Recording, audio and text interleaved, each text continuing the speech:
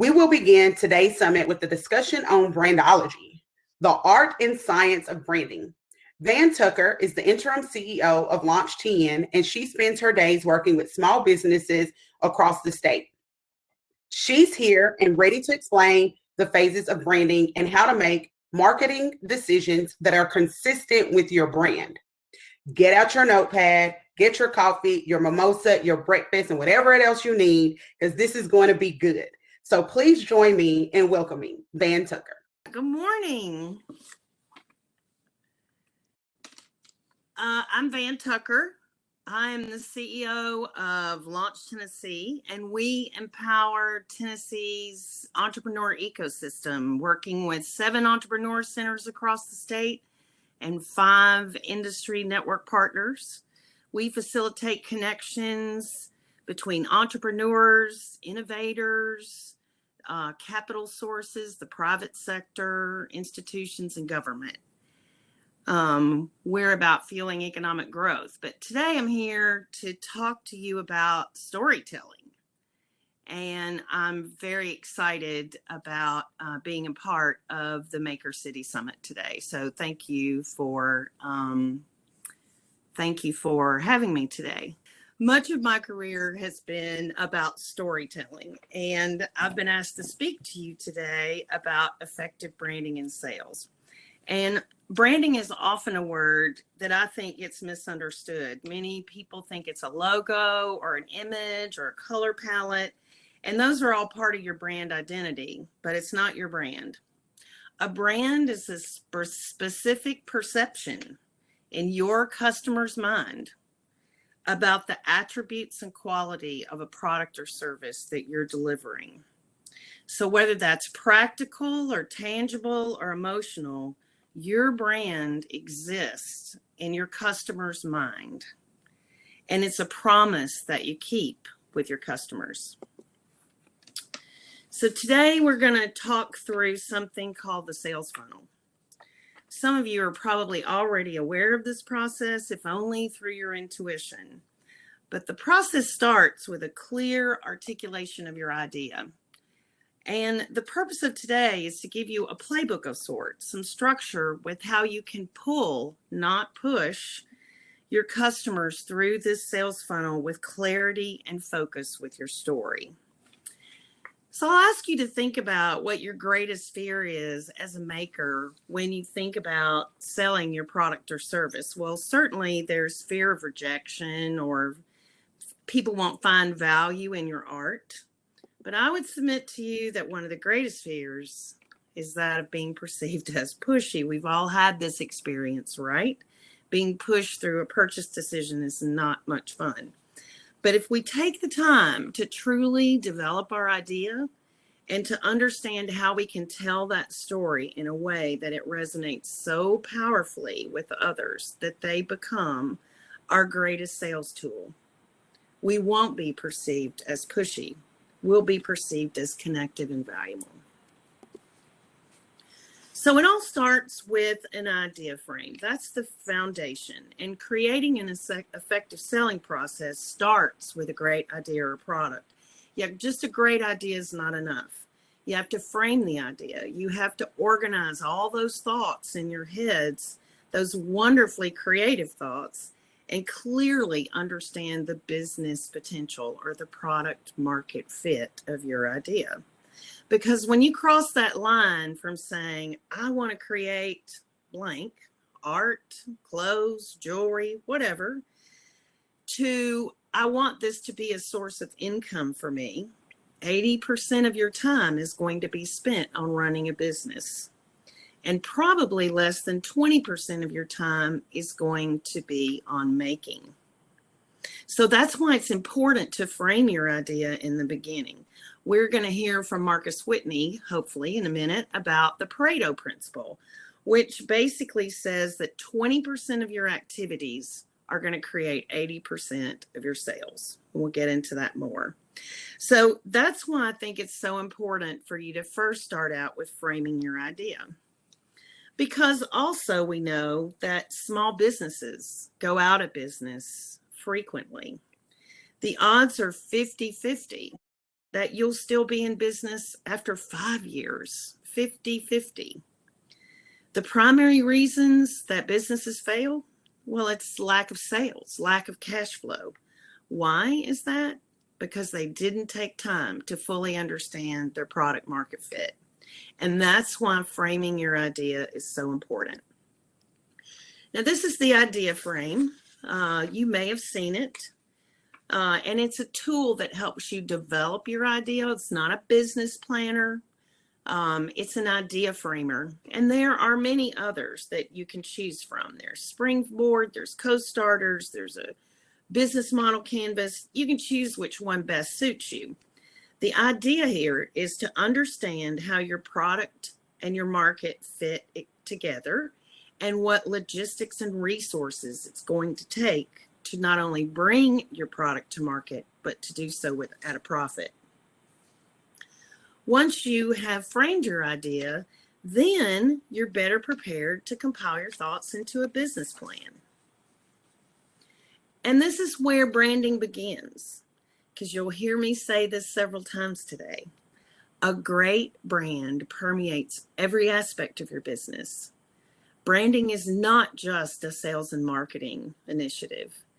How you manage your operations and logistics, how you manufacture products, how you get products to your customers, human resources, how you manage your people, finance, how you finance your business. Those are all part of your brand story. I'm often asked why a business plan is so important. Can't I just figure it out as I go? Well, sure, you can, but a business plan helps you in many ways. It also increases your odds that you're going to break that 5-year threshold. It helps you set your intentions. It helps bring clarity and organization to your business. It provides you with a map or a blueprint. It's a living, breathing document that helps you retain focus. It helps you pivot.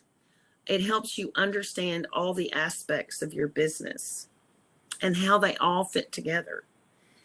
And it also provides you with some accountability and measurement.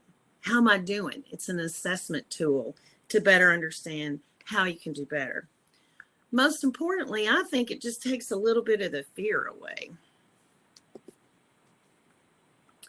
So when you've given consideration to all aspects of your business, after you've framed your idea, you create a more clear brand strategy.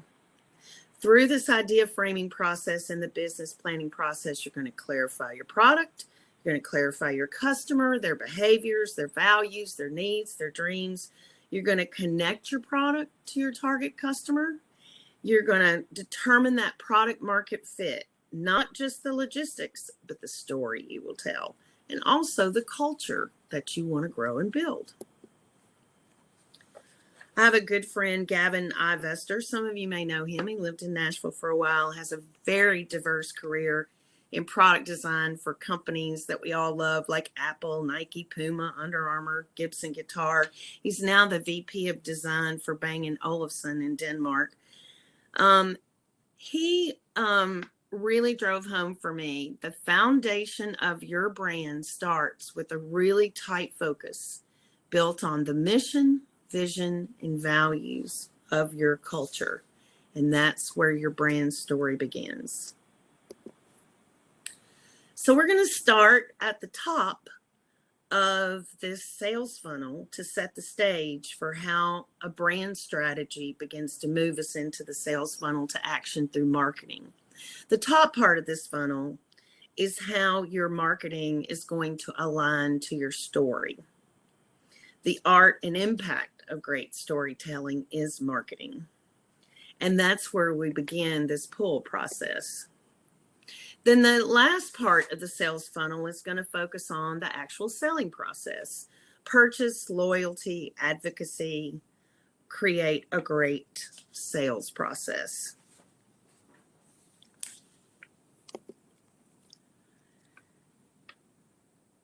So I've covered this slide. Sorry about that. That's redundant.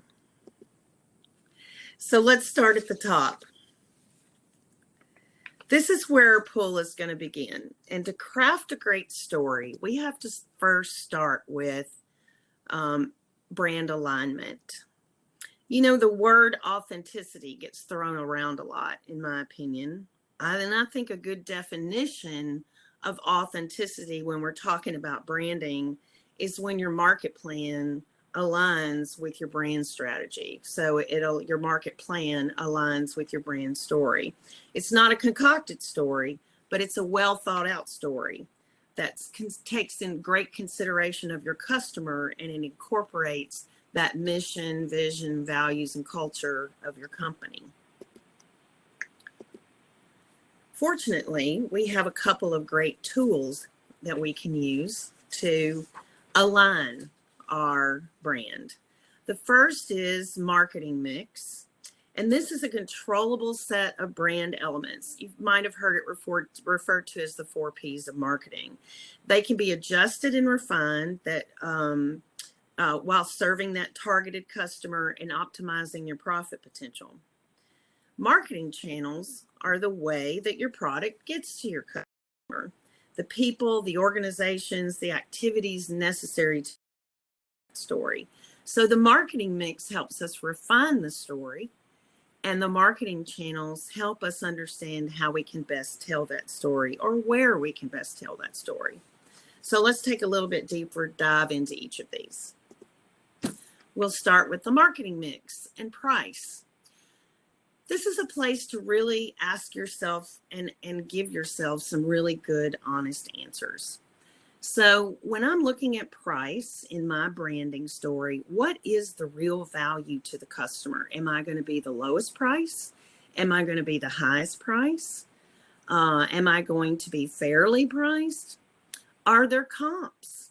And if you don't have a comp, you need to look a little harder, because everyone is spending their money on something, and they need to make a choice. You need to give them the choice to spend their money on you. And price often has an impact on that.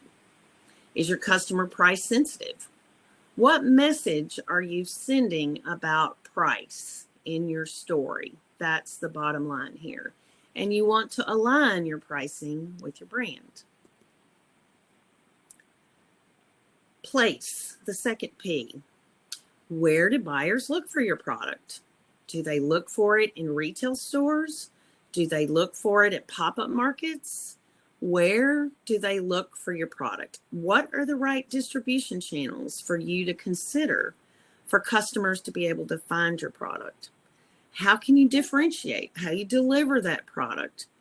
The point here is, what messaging are you sending about your position in the market? Always align your position with your brand. We move on to product. What does your customer want from your product? How does it make them feel or think or act? What are their tangible or practical or emotional ties to your product? How's your product the same, or how is it different from competitors? What message are you sending about your product? And you want to align your product mix with your brand. For promotion, this is the story you're going to tell. So considering price, place, and product, with your promotion, you want to distill your message to align to that brand strategy and curate your content to align with that story. This is a pretty overwhelming chart, and it's not comprehensive.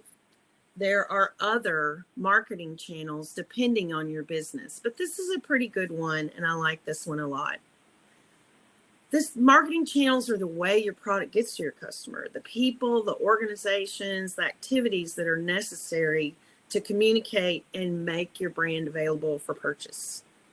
There's a lot of disruption here today, and I probably don't have to tell you that, and COVID has accelerated a lot of this disruption. Consumer is looking for a way to connect to your story.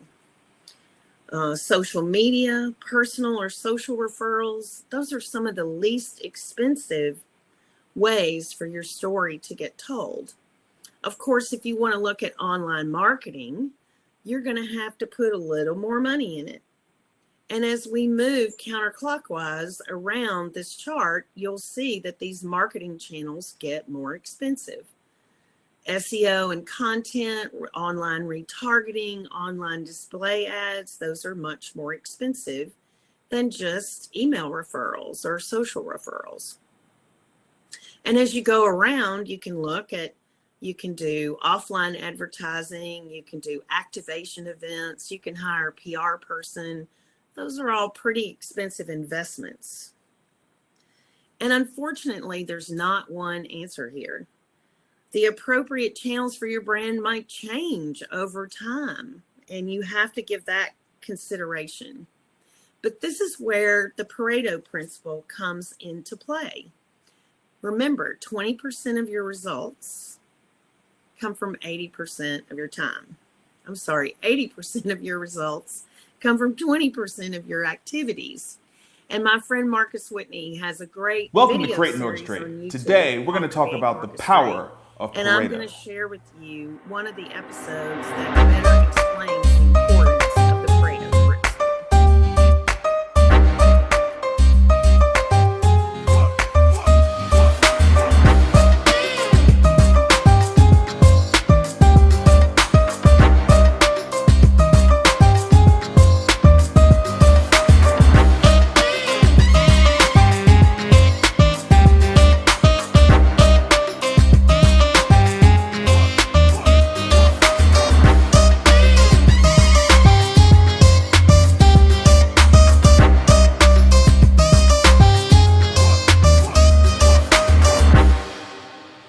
I'm Marcus Whitney, and this is Create and Orchestrate. All right, so big topic that has hit me left and right and front center over the last just 7 days is time. I've been talking so much about time this year, probably because I turned 40 and I'm facing my own mortality, but the concept of time being a currency that we don't get more of, right? I mean, it's not like money. We can go up and down with money and other things like that, but time, it's fixed and it's only going away. And so I think that when you get older, you start thinking about the way that you're going to use your time. And one thing that I have been thinking a lot about in the context of organizations is how an organization chooses to use their time, right? How a business spends their time.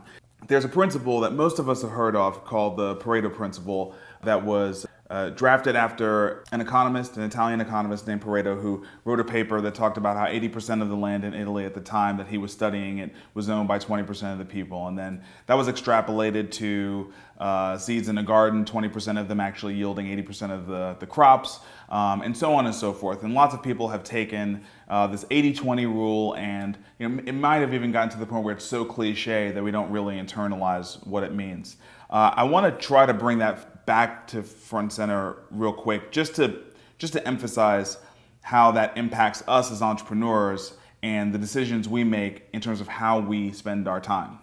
So there's a reality that as entrepreneurs, especially if we're the founders of the businesses that we're in, we carry an inherent bias. And some of that bias is necessary, right? I mean, the act of creating something new is bringing something into existence that didn't previously exist. And so you have to believe in it. And belief, as much as we want to talk positively about it, it is a bias. It is a way to kind of wrap your head around something that isn't really here yet. So the problem with that is that when we are in that mindset of getting ourselves to believe in something that we're creating, we're in the process of creating, we have to believe in it. If we don't believe in it, no one else is going to believe in it. We aren't necessarily very analytical about how we spend our time 100% of the time. And quite often we will romanticize a particular activity. Usually it's something we personally value or we personally like. And we forget to ask ourselves whether that activity actually ties to the success of this thing we believe in so deeply, right? There are a few areas where I can think of this being more true than sales. People will spend forever on the copy of an email or iterations on a logo or, tweaking their website so it's just right because, they've told themselves that when they launch this website, all of a sudden it's just, they've created a fantasy that all of a sudden it's going to create all this business. And anyone who's been in business for any amount of time knows that's just not true, right? I mean, marketing and sales is hard. It is hard. It is hard to build awareness and interest and demand and drive people to actually buy what you have. And that requires intentional focus on activities that are going to create that reality, right? That reality. And I just know most entrepreneurs aren't doing that because most businesses are failing, right? Most businesses are failing. I've failed so many times at doing that. So I just want to kind of bring the Pareto Principle back into focus, make it something that's not so much a cliche, and make it something you think about every single day. How are you spending your time? It is likely that there are 20% of the activities that are going to net 80% of the positive results for this thing you believe in and are sacrificing so much for, right? So spend time being critical and assessing and analyzing how you're spending your time. Okay, it's great and important to lie to yourself in terms of this reality you're trying to create, but don't lie to yourself about the work you're doing day in, day out, and whether or not it's moving the needle or making your vision come true. All right, that's it. One love.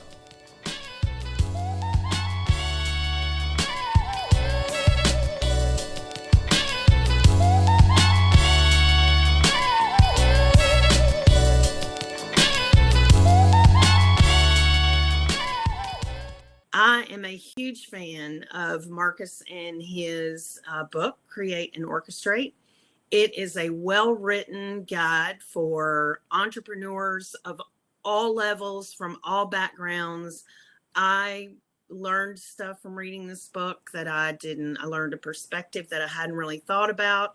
But if you are just starting out or want to learn more about growing a business, I highly recommend this book. So let's take a look at how all this marketing mix and marketing channels play out together. So I was the chief creative officer of a startup bank here that won all kinds of awards with our brand. And we started with looking at our marketing mix. We were definitely not going to be the cheapest bank option. And we only had one branch, so we weren't going to be the most convenient. And typically, that's how customers make decisions on their bank, is the cheapest or the closest to their house or their work. Our product, however, was going to be simple, easy, and friendly to use. And our story, the basis of our story was going to be the difference, the Avenue Bank difference is real. We did not look at traditional bank channels. At the time, banks advertised. They advertised on television, they advertised in newspapers and in magazines. That was not going to be our approach. Our approach was going to be our people who worked for the bank, our investors in the bank, and our customers. We encouraged our customers to be our greatest advocates and gave them reasons to do that. We took a very non-traditional approach to bank marketing channels. We distilled and curated our messaging of the brand strategy, and I can assure you this pervaded our operations and customer service, how we dealt with our customers, how we financed our bank, how we dealt with our people and the culture of human resource development. This affected all aspects of our company. And we sold this bank for $200 million. And so the strategy was successful. Now I'll talk a little bit about Launch Tennessee, the company that I'm currently with. We really don't have a price. You don't have to pay for our service, but what you get from working with us is efficiency and high value. Our position in the market, we work with entrepreneurs and provide opportunities outside the coast. So it's no secret that a lot of startup activity is on the West Coast and the East Coast. Well, we're outside of those crowded coasts, and it's easier to have an impact here, whether you're an investor or an entrepreneur. We provide coordinated statewide network access, ease of access, and navigation to specific resources. We're one of the few states in the country that provides this coordinated network across an entire state, and it's valuable. And so our real promotional message is we are empowering Tennessee's ecosystem, and we want to be the most startup friendly state in the nation.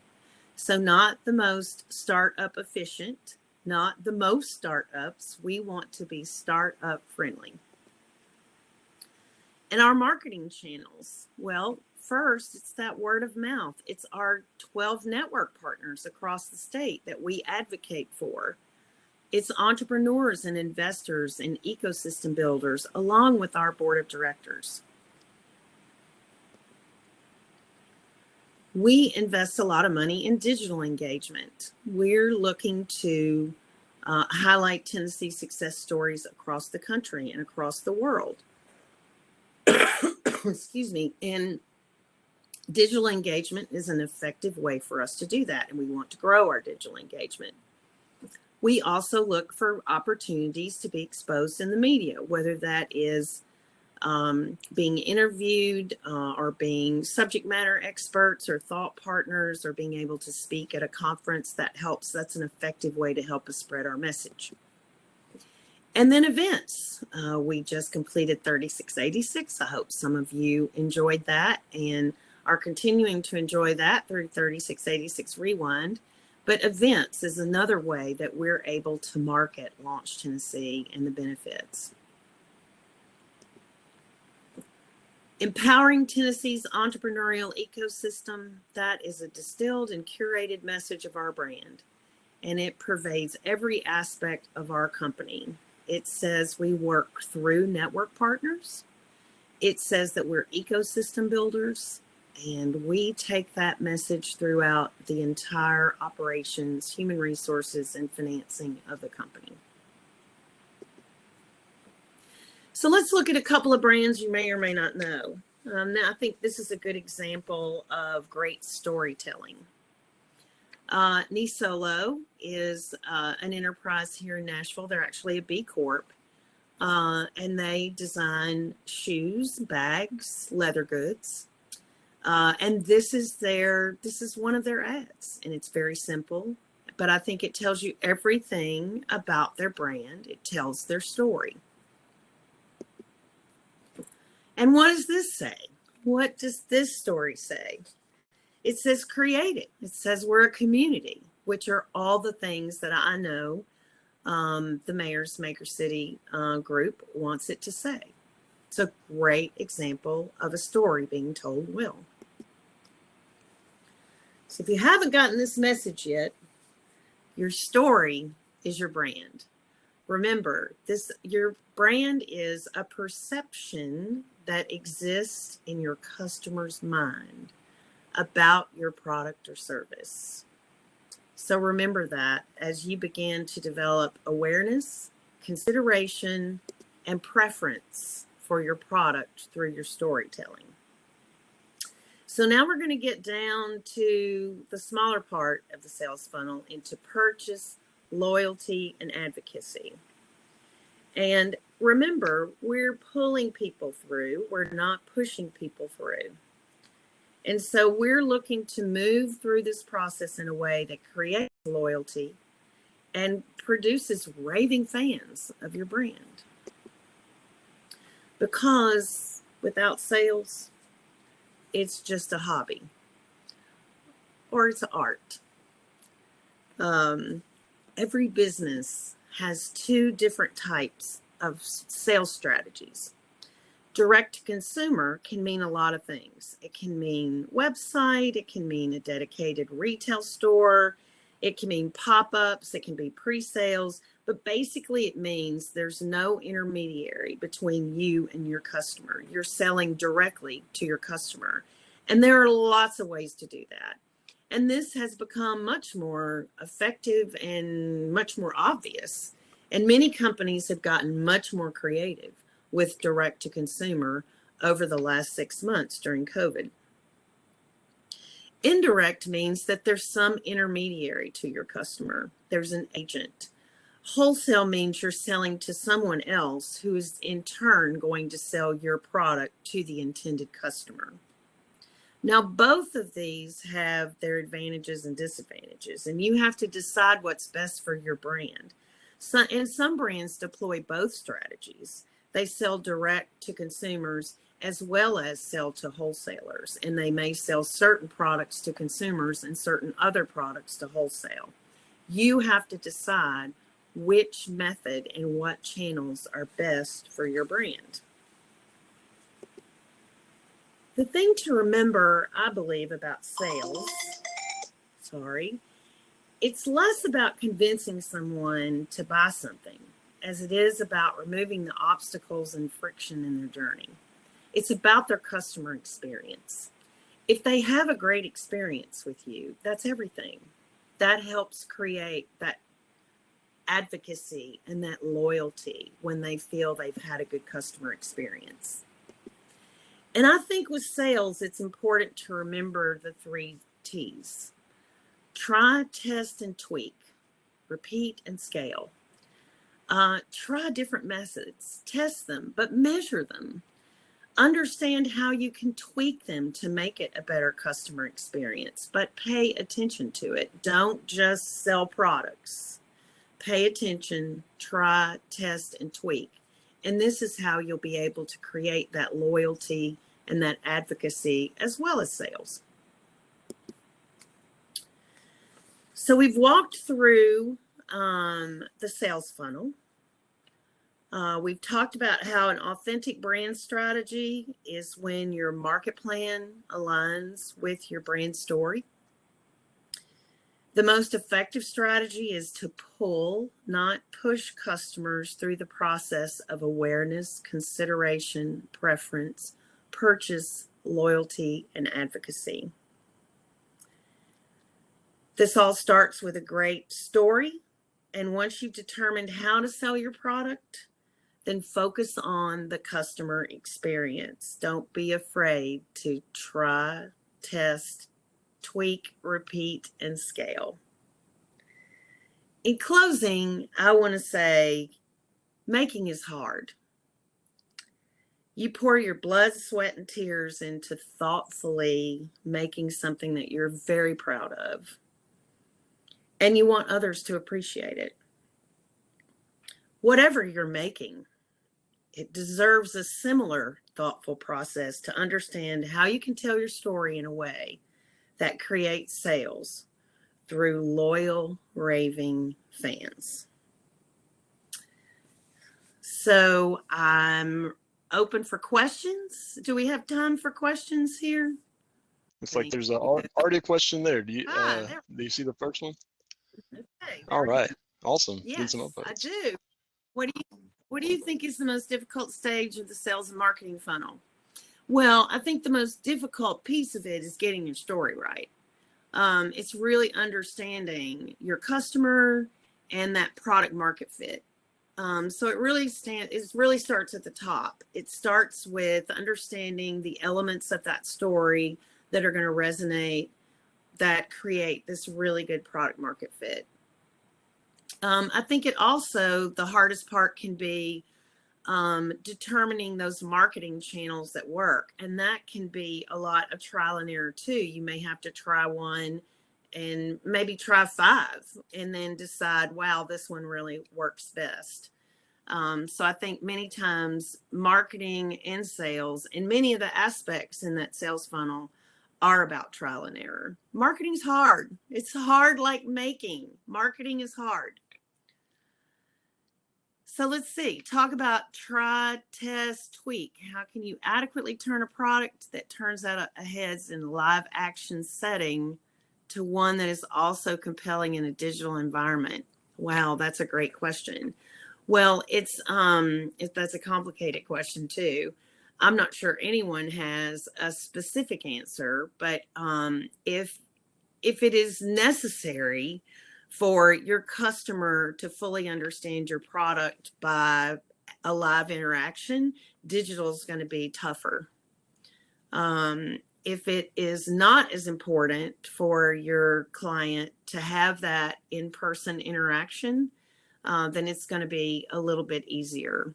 But the truth is, there's not one answer there. You have to try things, test them, measure them, and then tweak them. But I would think about how important the customer experience is in a live environment versus a digital environment. Let's see, we have another one. How do you measure if a risk? Oh, before I leave that question, I want to also say, I think 5 years ago, it was much easier to scale a business or to create sales on things like Facebook or Instagram or Twitter. There was an opportunity for you to build a following. There was an opportunity for people to find you. That has become much harder in today's environment, and just focusing on social media as one marketing channel is not really efficient. There's an old marketing phrase that someone has to hear your message or see your product 7 times before they really ever see it. And you should keep that in mind. Frequency is really important when you look at going from a live environment to a digital environment. So let's see. How do you measure if a risk is worth taking in your business? Making is expensive. So need to be sure where I invest is less risky. Well, that's where that idea frame or framing that idea comes in. It helps you refine your idea, refine your product, refine your customer, and understand clearly what that product market fit is. And then on the expense side, what resources are necessary to deliver that product to a customer at the market. And when you take the time to really frame that idea, you will understand where the risks are, what the costs are, what the potential returns are. And that's why I said really starting with a great idea frame and a very thoughtful idea frame helps eliminate a lot of the risk when you're looking at scaling a business, and especially a making business. How much should we be spending on paid social ads? Is there a budget size where it's not really effective? That's going to depend. As I just mentioned, it's much more difficult, even on a paid level, to break through on social media as you could 4 or 5 years ago. Just social media is not going to do it. You're going to have marketing channels that are delivering a similar message to help you cut through and make the most effective use of your money. And you have to try, test, and tweak there too. Marketing channels, you have to decide, where am I getting the greatest result? And it may not even be on social media. It may be at fairs or pop-ups, or you have to decide which one works best for you. What do you see as a specific mistake you see makers making in the brand strategy space, or what's the opportunity many are missing? I think it's really about getting that story right and understanding consumer behavior. We didn't get into a lot of this today, but many times Ralph Lauren has a great story that I've heard him tell many times, and it's, uber successful creative person. And he said he's always, before creating a collection of any kind, whether it's his home collection or women's wear or men's wear, he creates a character. He creates an archetype. It's what people call it in advertising, but he creates a character. And he writes that character story. He knows what kind of car they drive, what kind of dog they own or cat, what kind of vacations they take. He thinks through all of the attributes of that customer, and that helps him design his collection that would appeal to that archetype that he's created. And so I think many times makers make the mistake of, I love this. My friends love this. And so everyone else is going to love it. And that's not really the case. Your friends are going to love whatever you do if they're good friends. And of course, you're going to love it because you've made it. It's your art. And so I think so many times we forget that it's a customer that needs to love it also. And so understanding the gap between what I want to make and what a customer wants to buy, feel, think, do with something is not always the same. Let's see, an online business owner where my clientele primarily originates on social media. What specific channels could I utilize to help expand my business? Well, if your primary clientele originates and you're looking for new customers, then social media has obviously been successful for you. So if you're looking for new customers, that seems to be a good strategy. You can look at other channels like events. I know events are a little tough right now, but pop-ups. You can also give your followers on social media a reason to tell your story. You see, a lot of times people will do contests or giveaways or something like that on social media. But if your clients are already finding you on social media, then that strategy is obviously working. You should do more of that. Any other questions? What does pop-up mean? Pop-up is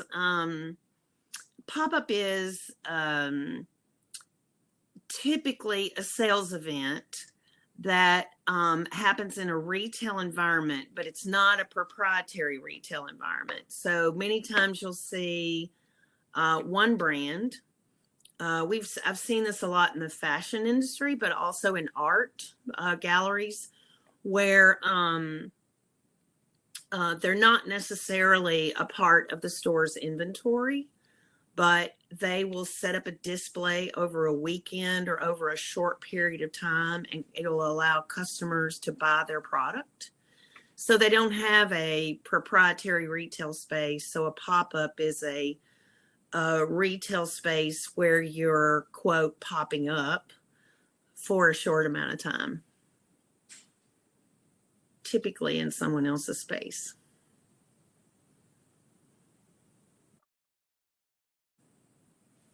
Any other questions? Well, let's see. I think the next segment is going to start at the top of the hour. I'm so thrilled to have been with you guys today. I wish we could have been in person. I've been looking forward to this for quite some time.